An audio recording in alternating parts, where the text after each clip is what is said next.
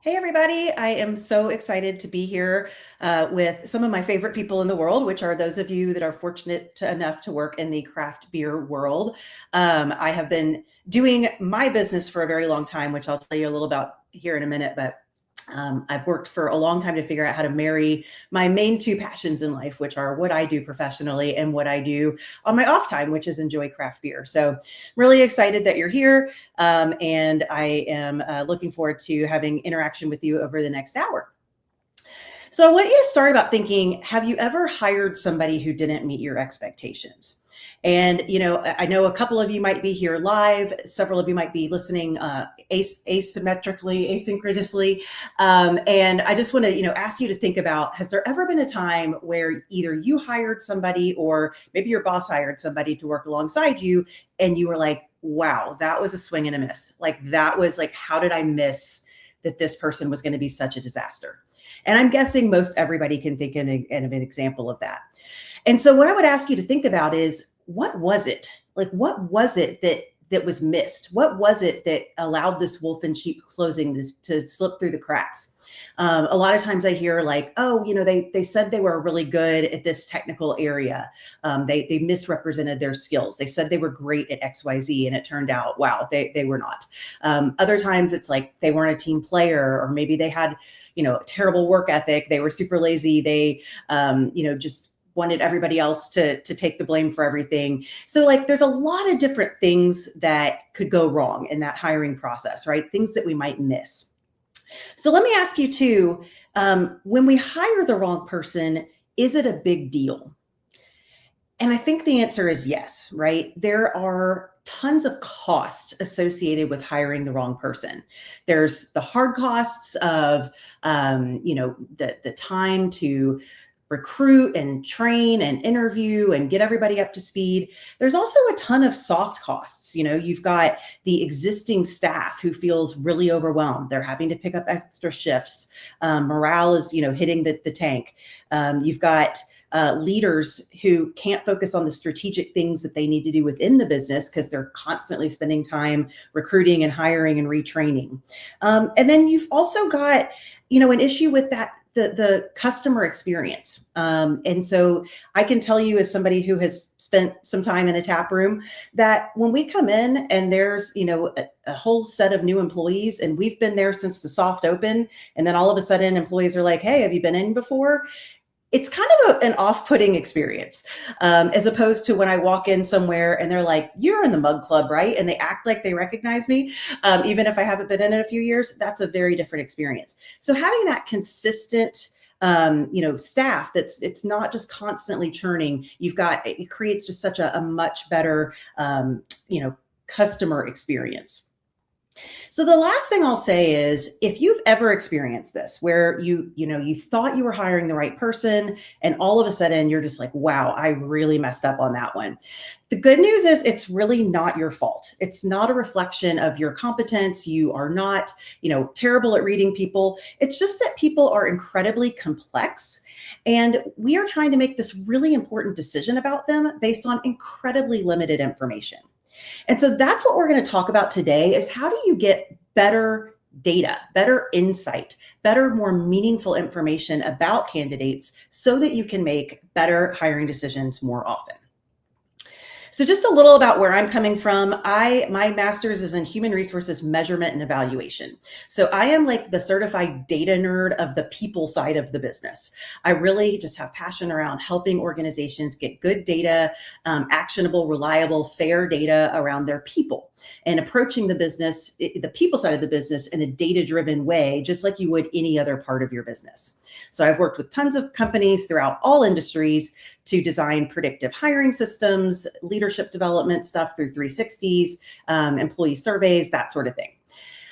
However, like I mentioned earlier, I am also very much a beer lover. And so my husband and I, we co-authored a local beer column for several years. We were early investors in a brewery that has multiple locations now. My husband's a BJCP certified beer judge and avid home brewer. And I think we're pretty good customers. So I know that the customer base of the brewery is changing. That's something that I think we're all keenly aware of. And so we are part of that venerable generated group of patrons that still likes beer, that tastes like beer, but we're also not so old that we, haven't stopped drinking. So we're right in that sweet spot. So again, this is something that I'm really excited to bring what I do professionally to a group of people that I really appreciate and really just enjoy interacting with. So what we're going to talk about today is three things. We're going to talk about how to find that perfect recipe. So, when you are hiring somebody to find the best person, you first have to define what the best is. And so we know that there's some secret sauce, right? There are some things that truly matter. Otherwise, we could just hire anybody and everybody would work out the same. And we know that's not the case. So we know there's something really, really specific, really nuanced that makes somebody a good employee. So we're going to talk through a process for identifying what that is for your specific operation. Then we're going to talk about gathering our equipment. So what are the tools and methods and just strategies we can use to accurately measure the secret sauce, the secret ingredients and qualities in the candidates that we need. And then last, we can talk about, is it working? We can actually look at ways to see if our hiring strategy is working. Do we need to make tweaks? What's the impact we're having to the organization? So if we talk about how to identify what we are looking for in a candidate, we might look at our job descriptions, right? I mean, that's what they're for. They're there to describe who we're recruiting, who we say we're looking for. And so if I look at a typical job posting, I typically see something like this, right? We've got maybe some sort of education. Now, this may not be, applicable across all your roles, but certainly, if you have a finance director or a lab manager or something like that you're hiring, there may be some sort of education requirement. You've got some sort of experience usually that you're looking for. Hey, we would love you to have 2 years in the hospitality industry or have worked for, as a bar manager for a year. And then there's usually some list of knowledge or skills or abilities or traits. Sometimes there's subject matter expertise, like we want you to know something about beer or gluten or, a point of sale system or how to have, drive forklifts or how to work a canning line. There's some sort of, knowledge component that we're typically looking for. And then there's some traits, like we want you to have attention to detail, be organized, have that interpersonal and service skill ability, be flexible, be independent and a team player. Always love that one. See that one on lots of job postings, and it always is intriguing to me. We want you to be a quick learner, work well under pressure, etc. So does this sum up about 90% of our job postings? I mean, most likely, no matter what kind of organization you're in, you have a pretty diverse set of jobs, but I would venture to guess that this is pretty accurate for all of them. And if that's true, then the question is this enough? Is this give us enough clarity and enough specificity to truly understand what's going to differentiate somebody who's going to be a fantastic employee for us? And the answer is probably not. So we really need to get a little bit more granular, a little bit more specific, and be a little bit more intentional about identifying what truly is those differentiating factors that are going to make the ideal employee. And so organizations will often bring me in to do this, and I've developed a data-driven process, but I'm going to actually take you through a light version that you can actually do sitting right there at your desk that I think will help get you closer to having a much, much, much stronger selection system. So I'm going to ask you, if you have a piece of paper with you or are taking notes on your computer, you self-reflect on this a little bit. I think it'll be a good use of your time. So again, what we need to do is kind of begin with the end in mind and think about three things. Our first thing I want you to think about is, what is your unique selling proposition? In the organization that you're in, whether it's a brewery or you're a supplier to breweries, whatever it is, what is it that makes you unique? What is it, if I had to use like a word to describe your culture or, just what makes you unique in the market, what makes you special, what is it? So I want you to take about, 10 seconds and just think about, jot down a couple of words. What makes us special? What is it about us that makes us, that makes us unique, that makes us different than the guy down the street? Once you've identified that for you, what makes you special, what your unique selling proposition is, I want you to think about, if we were hiring the best person every time, we were 100% accurate, we were getting the best people for a specific role or just for our organization at large, what would be the business outcomes that we would expect to see? So I'll give you an example. So a lot of times people say if we were hiring the best people every time, we would have less turnover, right? Because we'd be getting these amazing people, they would stay, they would be fantastic for us, they would all gel, they would be, we would be like one big happy family forever and ever, happily ever after the end, right? So we would have less turnover. So that's an example of an outcome that we would expect to see if we were hiring the best people. So I want you to take a sec, think about what would be those business outcomes that would happen if you were hiring the best people every time. And I'm going to keep talking and giving you a couple examples as you're thinking about this for you. I mentioned turnover, and I'm going to challenge you to think a little bit more critically about that. So if you are having turnover that happens in that first 30, 60, 90 days, as opposed to turnover that's happening at like 6 months to a year, there are different causes for those two types of turnover. So if you are having that early hire failure rate, usually it's because people are pointing out on your attendance system, they're just calling in constantly, they're no call, no show, they have violated policy and are getting fired. Or it's just like this really quick realization that like, hey, this person just doesn't have what it takes. We missed something. We shouldn't have hired them in the first place. If they are leaving or you're having to get rid of them more at that 6 month to 1 year period, there's different antecedents for that. So I want you to, if you're using turnover as this metric that we're trying to improve, I want you to even think a little bit more about, okay, what kind of turnover is it that we're really struggling with? Because there are different things that we would try to measure in candidates to predict that, which we'll get to. What are some other business outcomes that you might see improve if you were hiring the best people every time? I'm thinking maybe, patron satisfaction, maybe the amount of spend per patron per visit. It could be quality, like maybe we have less scrap, less, batches that we're having to dump and redo. It could be safety. We're having less safety incidents, less workers' comp. It could just be like overall market share. Could be morale, could be creativity, could be teamwork, could be initiative.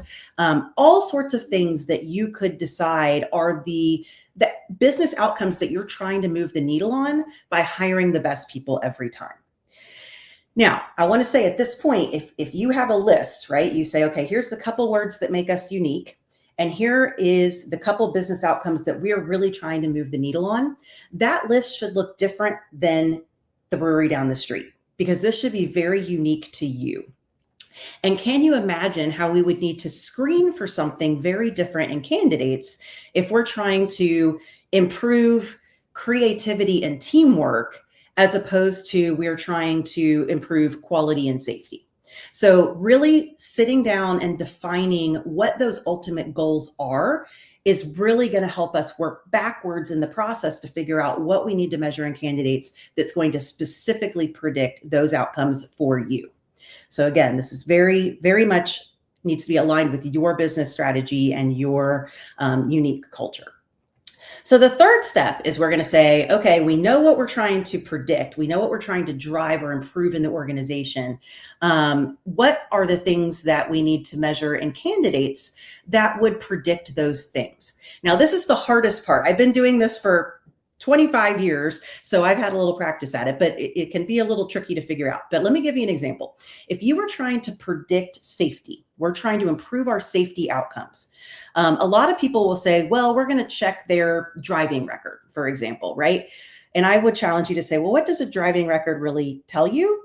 It tells you whether they've been caught speeding. That's really all it tells you. I can assure you that I drive like an absolute maniac and my driving record would not show you that.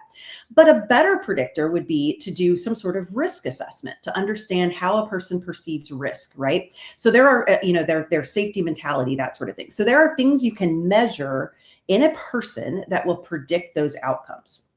So I want you to think about those unique business outcomes you had, whether it was turnover or safety or quality or customer satisfaction. And I want you to try to identify a couple qualities in a candidate that might predict that outcome or drive that outcome. So I'm going to give you just 5 seconds, and then I'm going to read some other questions you can use to dig into this. This is absolutely foundational for for making sure we're hiring the right people. So that's why I want to make sure you have proper emphasis on this. So some of the things that might help you really get to this. If you ask kind of what traits, abilities, knowledge, skills does somebody need to be successful in the role, you get the typical stuff, most likely the stuff that's already in your job posting. If you ask your team, when somebody doesn't work out in the role, what's the cause? You almost always get an answer that wasn't on that first list. It's fascinating. So for example, I might work with a company who's, hiring somebody for back of house production. They are doing a lot of screening for mechanical aptitude, really making sure they have somebody with that technical expertise. When I ask why somebody doesn't work out in the role, they said, they just don't take enough initiative. They stand around and wait to be done. We need somebody who's going to pick up a broom in between, doing what they need to do and really pitch in and just, take that initiative.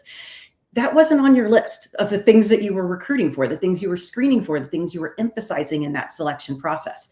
So really asking that question, I find, can be incredibly powerful.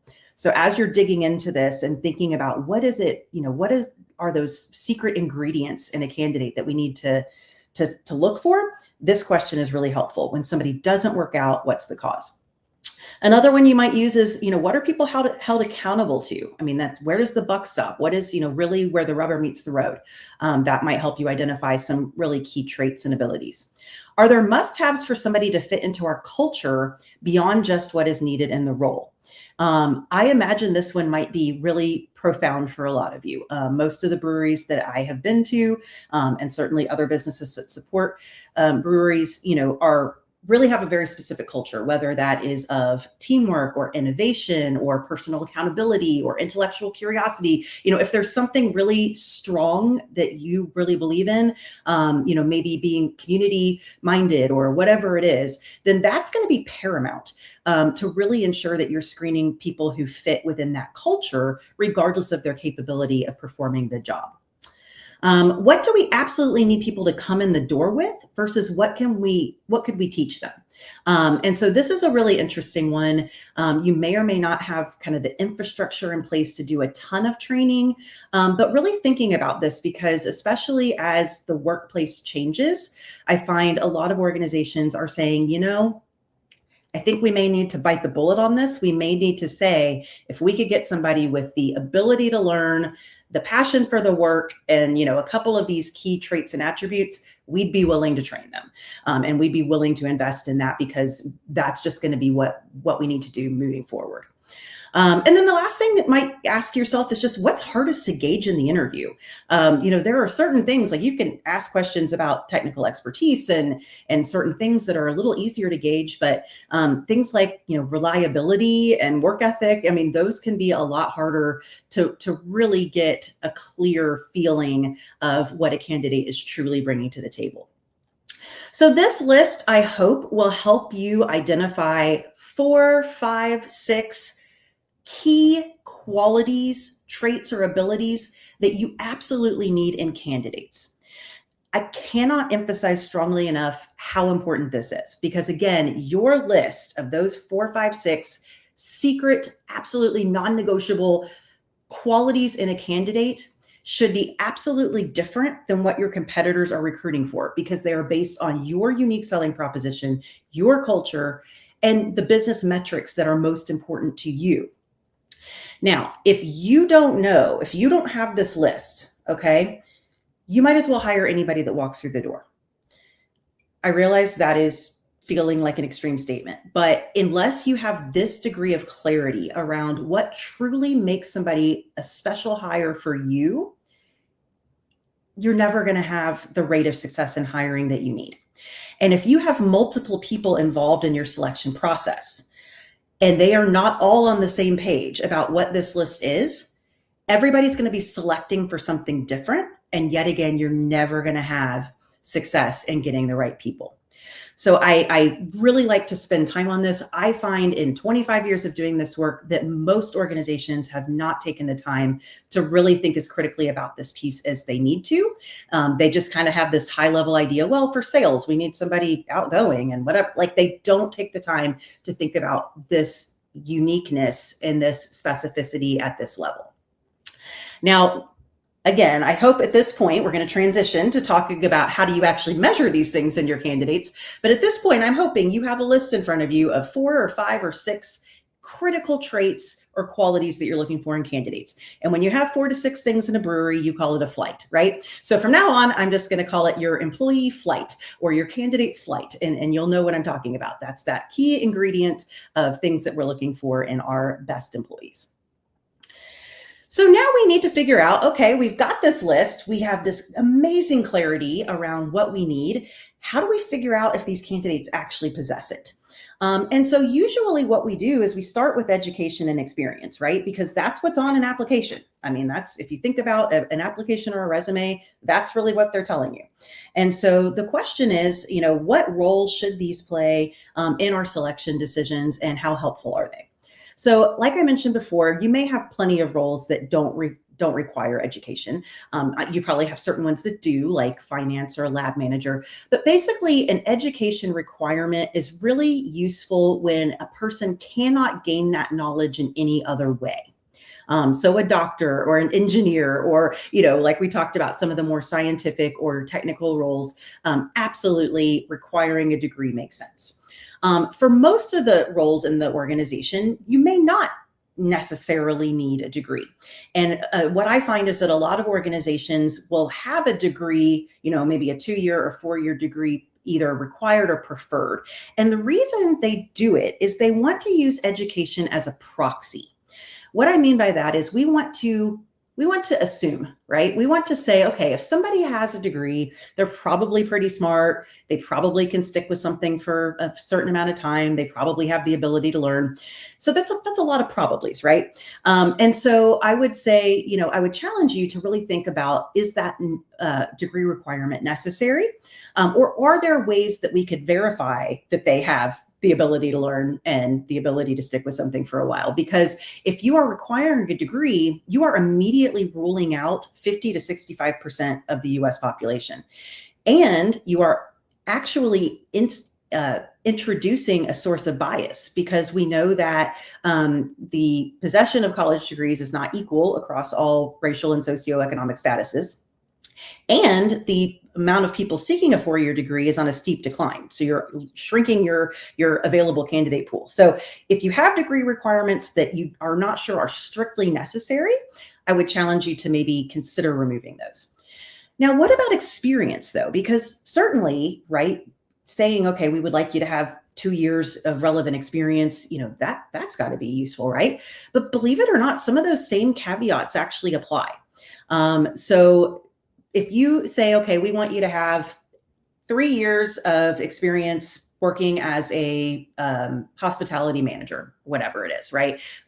That, I'm not going to drop the validity statistics on you, but basically past experience, the fact that somebody has held a job that has a similar job title to what we think we're looking for accounts for 5% of their future job performance.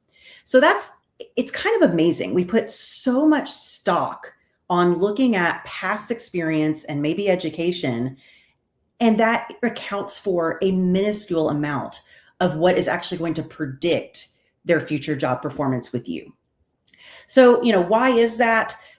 Just because somebody has held a job title that looks like yours doesn't mean it was the same, right? They could have had different responsibilities, different reward structures, different management, different culture. They could have been in a different phase of life. I mean, there's so many things that would affect why somebody might perform a certain way at one company and a very different way at another, even within a similar position.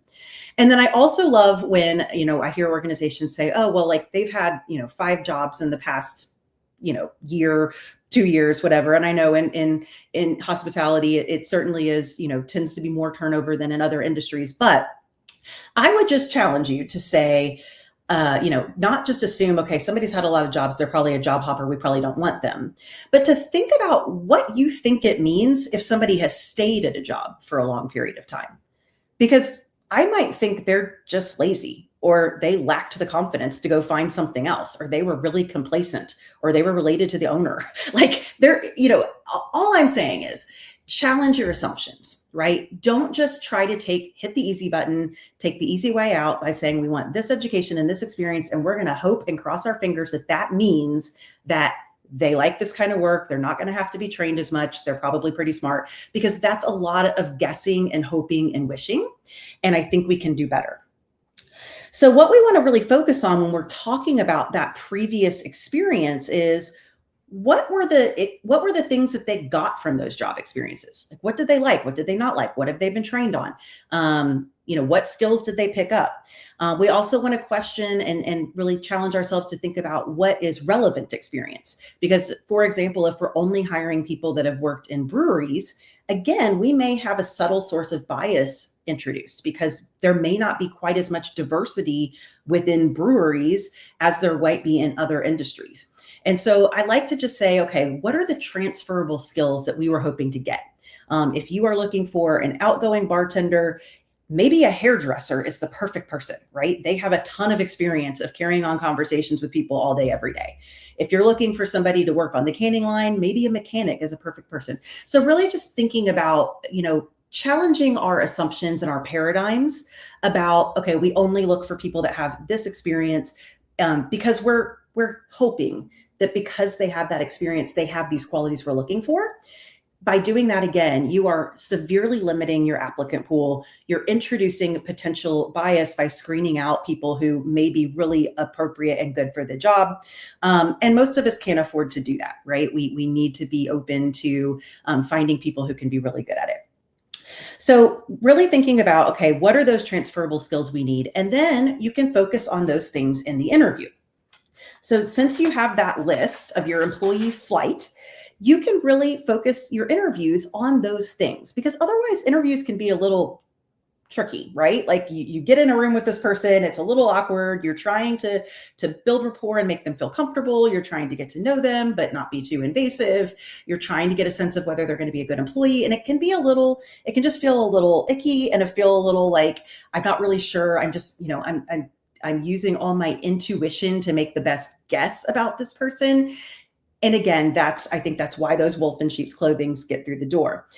So now that you have your list of those key employee flight traits, right, you can focus the interview on those things, and you can have so much more confidence. You can have so much more direction in terms of how you steer that conversation. You can either ask behavioral questions like, tell me about a time when, or situational questions like, what would you do in this situation? And you can really stay focused on the things that matter.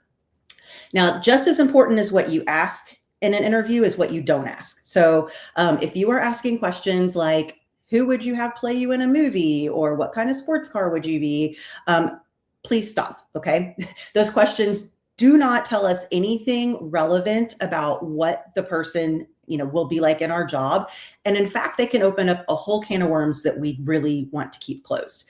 Even asking things, and I know this will be kind of a shock to some people, and it's something you'll have to kind of think about and work around. But even asking questions like, what do you do in your spare time? What are your hobbies outside of work? Those can be really risky, because let's say that I give you an answer. Oh yeah, in all my spare time, I volunteer with my church. Or I spend most of my weekends at nudist colonies or at satanic rituals, or, cheering for the sports team that you hate. All of those things are going to create feelings. You're going to have a reaction to that in some way. And all of a sudden that's become a decision factor in your brain. You can't help it, right? All of a sudden that's a factor that you shouldn't be taking into consideration, because it has nothing to do with their ability to do the job, and it's illegal. Okay. It's illegal to use that kind of information to try to make a decision.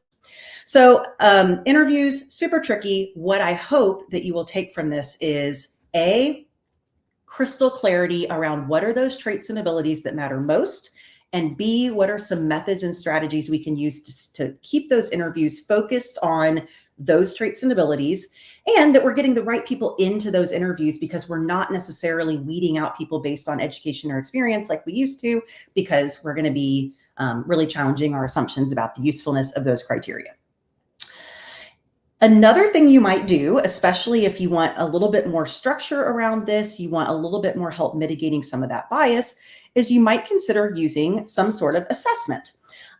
This is an area where I work very very deep in this industry. I spend a lot of my time analyzing the thousands of assessment tools that are out there, really scrutinizing the science, kicking the tires, seeing what would be appropriate for use in certain situations and maybe not appropriate in other situations.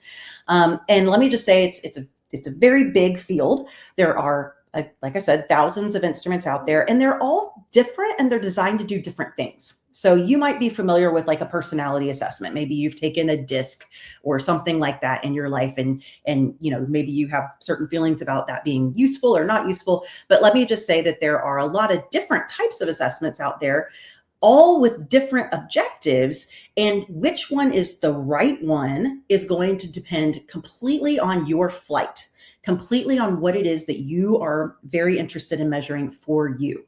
I kind of scoured my bag of tricks and the different tools out there and wanted to pull up some examples that I thought might be relevant for this audience.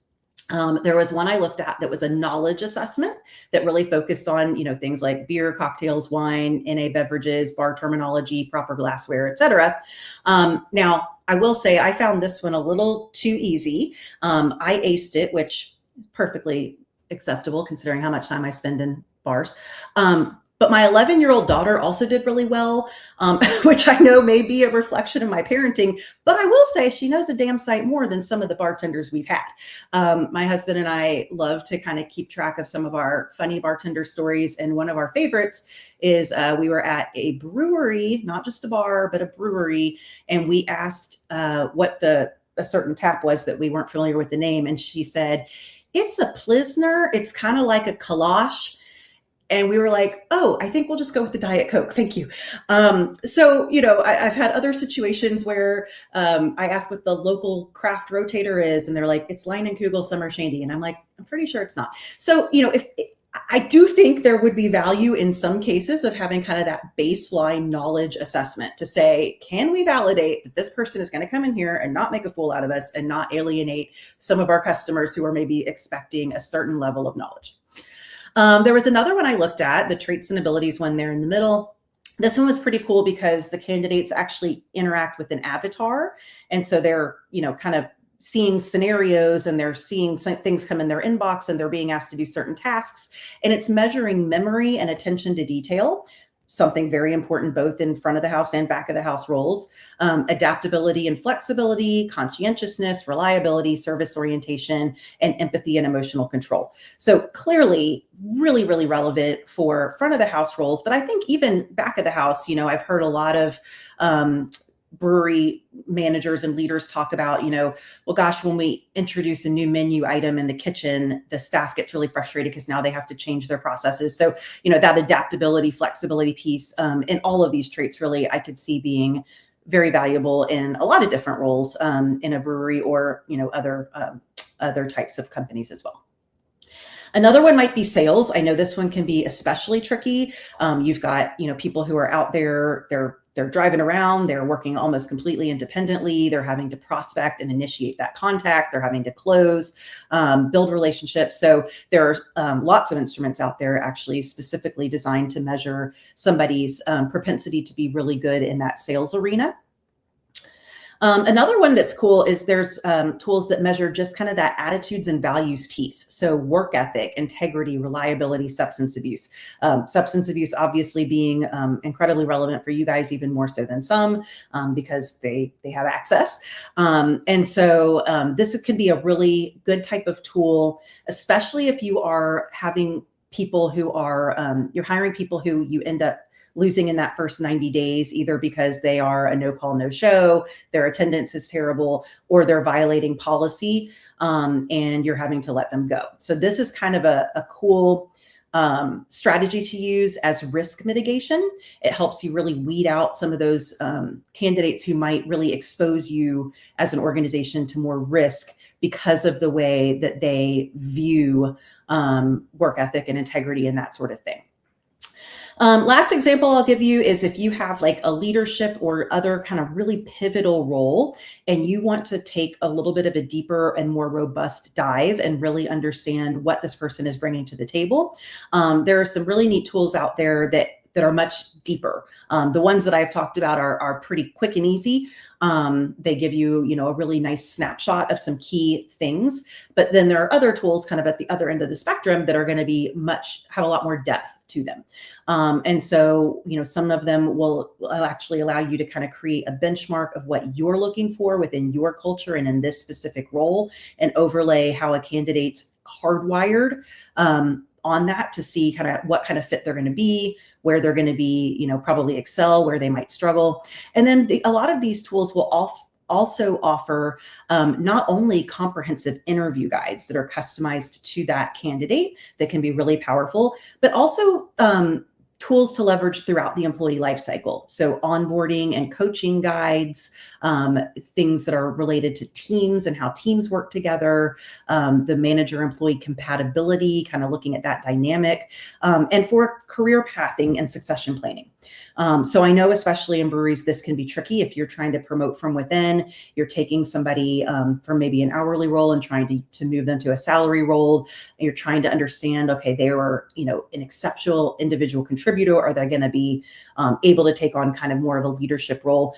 These types of tools can be incredibly helpful there. So I wanted to just kind of give you a sense, because it may be that you haven't really had any opportunity to interact with assessments before, or maybe you weren't sure kind of what that looked like.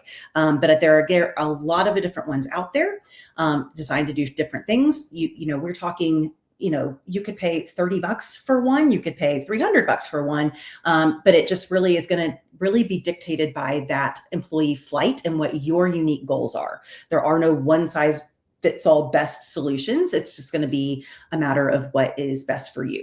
Now, again, I've done this a really long time, so you would be silly not to hack my knowledge if you are interested in this. I'll give you my contact info here in a sec. You can shoot me an email and say, hey, we're struggling with XYZ. Is there a tool out there you recommend? And I can point you in the right direction. So feel free to pick my brain in that regard. But if you were to decide to explore assessments, they have higher predictive validity by far than interviews or resume screens, application screens.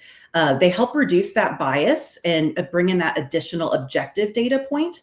They can help increase process efficiency. So, it takes a lot less time for you to have 10 candidates complete a brief assessment than it does for you to phone screen all of them and try to get any meaningful data. So it can really help improve that efficiency. It can also be a guide for both recruiters and hiring managers, especially if you're using some of those more robust tools. And that can also create a positive candidate experience, which may be surprising. You may think, gosh, candidates would hate being asked to take this test, and it's an extra step. And there are some strategies you can use, of course, to make it more effective, like communicating what we use and why it's meaningful. But the data would actually show that, assuming that we communicate it well and that we're using a well-developed assessment, that it can create a really positive candidate experience, because candidates would rather feel like they are being judged based on something that's objective, on something that's putting them at a level playing field with all the other candidates, on something that they have control over and they're willing to, they're putting their best foot forward on. They would much rather you be making decisions on something like that, as opposed to whether they wore the right thing to the interview, whether they cheer for the same sports team as you, whether they stumbled over that one interview question, remembered to follow up with you after, those sorts of more subjective things. So again, just something to consider. I found them to be incredibly powerful, especially as kind of that additional set of eyes in the room to help you say, okay, I think I like this person. I think based on everything I'm seeing in the application and in their past experience and in the interview, I think I know what I'm getting and I think I feel good about it. But this assessment would help really validate that and give you a lot more confidence, or raise some red flags and allow you to dig a little deeper and say, ooh, maybe something's a little off here that we need to investigate. Once we get through all of that, when you brew a beer and you get to the end of the process, you go and you look at clarity and final gravity and all the other things you look at. And if something is off, you know where to go back in the process and adjust. And the same should be true for the people side of your business. Now, most of you won't go this far. Most companies don't, okay? But it is possible, and it is neat to think about, right? So we talked earlier about what are the business outcomes that would be better if we were hiring the best people every time. And on the screen is just some example of some of the metrics you might look at to see, are we doing a good job? Are we hiring the right people? So we might look at retention or absenteeism, or how many people we're able to promote internally in the organization. We might look at patron satisfaction or safety or quality or the amount of market share. So there, all of these things, we should be able to look at our selection strategy and actually tie it with data to these outcomes. Again, I know that can be a little overwhelming, but at least from a philosophical standpoint, it is possible and advisable if you're able to think about it in that way. I mean, I would guess that people are a big line item on most of your operating budgets, if not one of the biggest. So, we measure everything else in the brewery down to, a tiny little science. And we seem like we're not sure how to do that with people. And so again, this is something that if you have questions about this and you're like, how in the world would I even go about trying to quantify, the effectiveness of our hiring strategy, I can certainly give you some ideas. Key takeaways as we wrap up. The vision is the foundation. I hope I emphasize this strongly enough. You can't select the best without defining what the best means for you. And that's going to be unique to you. It may be different for different positions in the organization. It may not be. It may be, that we have kind of a universal model of these key traits that we need. But unless you have that clarity of vision around what you're truly looking for, and everybody that is involved in the selection process is on the same page, you're not going to really see, much moving the needle on getting the right people. You need to create consistency around what you're selecting for and how you're selecting for it. So whether that means just shoring up that interview process, being a little bit more intentional and deliberate about what you're looking for on that application to decide if somebody goes to the next round or not, or implementing some sort of assessment. Creating that consistency is going to go a long way in just making that process more effective and getting better results more often. Assessments, if you were to consider them, would allow you to infuse that additional objective data into the process, help mitigate a lot of that bias and make better decisions overall. And if you can measure the effectiveness of your people decisions on the bottom line of the business, that is also a cool aspiration to have. So that being said, I'm going to have a screen here in a sec with my email address. You can also scan this QR code.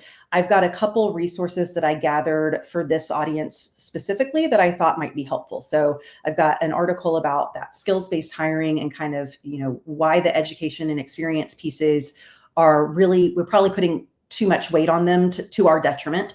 And then how you can really take that next step to screen for skill and ability as opposed to making those assumptions based on education and experience. Another cool article just talking about why our gut isn't enough when we're making hiring decisions and how it can steer us wrong. And then I've also put together a whole kind of like library of interview questions to help get at some of those employee flight, the things that might be on your list. I don't do a newsletter or anything. So if you scan this and shoot me an email and say, hey, yeah, I'd like to get those emails, I promise you're getting like one email from me and that's it. So I'm not in the business of pestering people. I think I also mentioned that I'm a huge craft beer fan. So I like much more so than all the other industries I work for. You will not be bothering me. Okay. If you send me an email and you're like, hey, I would love to just pick your brain, I am more than happy to do that because you are giving me joy by being able to bring what I do to you. If you email me and ask for these resources, feel free to just shoot me an email back and say, hey, Whitney, would love to chat with you about a specific problem we're having or a specific tool we're using that we're not sure about, or would love your guidance on whatever. If I don't know it, I will be happy to tell you. My expertise is definitely more in the selection side of things, not so much in like HR compliance and that sort of thing. But any questions around kind of selection or leadership development or just getting good data around people, I'll be happy to chat. So with that said, here is my contact info. I really have enjoyed getting to talk at you today because I can't see you, but I would love if we could interact more interpersonally in the future. So please feel free to connect with me on LinkedIn, send me an email, just reach out with any questions you have. And I would love to get to know you personally. So with that being said, again, I really appreciate it and I will sign off and hope to hear from you soon. Cheers.